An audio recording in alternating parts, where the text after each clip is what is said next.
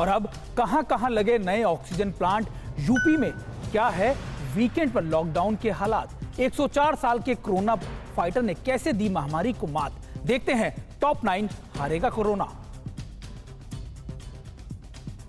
जम्मू के सांबा स्थित oxygen plant में रोजाना सैकड़ों ऑक्सीजन गैस सिलेंडर तैयार किए जा रहे हैं और रिफिलिंग किया जा रहा है। इन ऑक्सीजन सिलेंडर्स को यहां से अस्पतालों में भेजा जा रहा है। जरूरतमंद लोग सीधे प्लांट में पहुंचकर भी ऑक्सीजन सिलेंडर रिफिल करवा रहे हैं। प्लांट के मैनेजर का कहना है कि दहशत का आलम यह है कि कुछ लोग अपने घरों में ऑक्सीजन के गैस सिलेंडर रख लेना चाहते हैं ताकि भविष्य में जरूरत पड़ती है तो इसका इस्तेमाल किया जा सके। जम्मू कश्मीर के प्रशासन ने कुपवाड़ा के सरकारी अस्पताल में ऑक्सीजन प्लांट लगाया है। प्रदेश में कोविड मरीजों के लगातार बढ़ती संख्या को देखते हुए ये फैसला किया गया। इस प्लांट में प्रति मिनट 1000 लीटर ऑक्सीजन जनरेट करने की क्षमता है। प्लांट की लागत करीब 7 करोड़ रुपए आई है। डॉक्टरों को उम्मीद है कि इससे कम से कम 100 कोविड मरीजों की जरूरतें पूरी होती रहेंगी।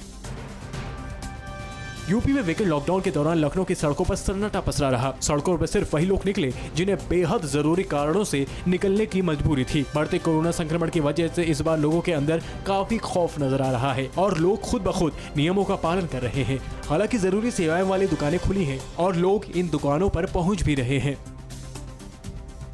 अमृतसर में आज से वीकेंड लॉकडाउन लागू होगा। ये लॉकडाउन आज रात 8 बजे से कल यानी सोमवार सुबह 5 बजे तक लागू रहेगा। उधर जम्मू और श्रीनगर प्रशासन ने भी शनिवार रात 8 बजे से कल सुबह 5 बजे तक के लिए कोरोना कर्फ्यू का ऐलान किया है। ये फैसला शहर में बढ़ते संक्रमण के मामलों को देखते हुए लिया गया है।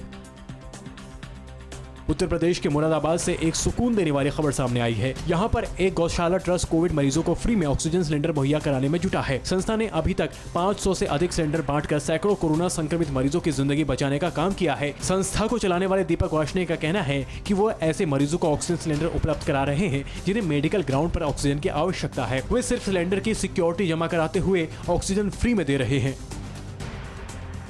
दिल्ली के सबसे बड़े बिजली मार्केट भागीरथ पैलेस ने अपना लॉकडाउन 2 मई तक आगे बढ़ा दिया है। तब तक भागीरथ पैलेस की सभी दुकानें बंद रहेंगी। इस बीच व्यापारियों के संगठन CAIT ने भी कहा है कि अगर सरकार लॉकडाउन नहीं बढ़ाएगी तो वे लोग 2 मई तक सेल्फ लॉकडाउन बढ़ाएंगे। पिछले सोमवार से दिल्ली में 1 हफ्ते का लॉकडाउन लगा है जो सोमवार सुबह 5 बजे तक है। 104 साल के बुजुर्ग ने कोरोना को मात दी। स्वतंत्रता संग्राम सेनानी बिरती चंद गोठी होम आइसोलेशन में रहकर स्वस्थ हो गए। अब बिरती चंद जी का कहना है कि सादा जीवन और सादा खाने ने उनकी जान बचा ली। साथ ही वो डॉक्टरों की मदद और परिवार की सेवा के लिए भी आभार जता रहे हैं। डॉक्टरों की सलाह पर उन्हें नियम से दवाइयाँ दी गई और ऑक्सीजन की जरूरत भी पड़ी, लेकिन वह 10 दिन में ही पूरी तरह स्वस्थ हो गए।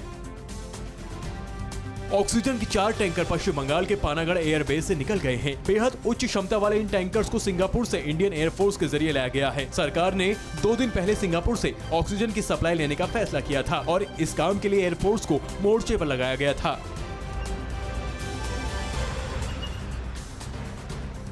केंद्र ने महाराष्ट्र को 4,35,000 रेमडेसिविर इंजेक्शन की आपूर्ति का आदेश दिया है। ये आपूर्ति 30 अप्रैल तक कर दी जाएगी। मुख्यमंत्री उद्धव ठाकरे ने इसके लिए प्रधानमंत्री को चिट्ठी लिखी थी। राज्य को आपूर्ति बढ़ाए जाने पर उद्धव ठाकरे ने प्रधानमंत्री नरेंद्र मोदी का धन्यवाद किया है। इस बीच केंद्र ने अलग अलग राज्यों के लिए रेमडेसिविर इंजेक्शन का कोटा भी जरूरतों के मुताबिक नए सिरे से तय किया है।